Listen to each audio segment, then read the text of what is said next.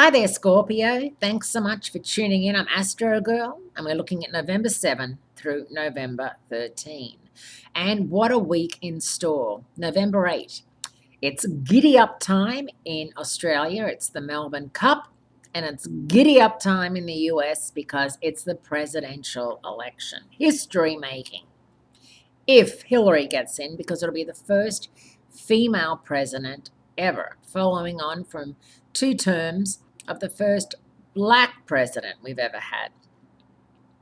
And, this election, we have Gemini, Donald Trump, in one corner, and Scorpio, Hillary Rodham Clinton, in the other. So, of course, the sun is in Scorpio. Mercury, the planet of communication and clear thinking, is in Scorpio. On the day of the election, November 8, Mars begins the day in Capricorn and then moves into Aquarius, which is sort of interesting that Mars, the planet of passion and power and energy, get up and vote, is making a sign change in what is going to be one of the go down in history as the most probably contentious election, pre-run we've had. And as I said, if Hillary gets in, one of the most historic of all time.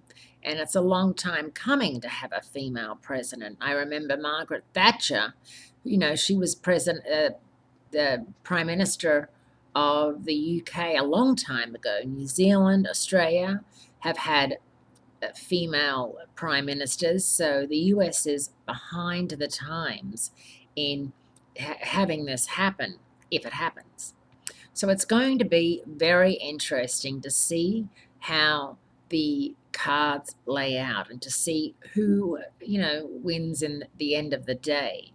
Now, the rest of the week, on Saturday, November 12, Mercury, the communicator, emerges out of the depths of Scorpio and begins to bask in the Sagittarius worldwide view of cheerful and optimistic communications, focusing on the future of sports, travel, religion, and higher education. Now, Mercury paints with a very large brush in this fire sign. So for the next 3 weeks, be on the lookout for embellishments and exaggerations, especially from people in positions of power, including the newly elected president.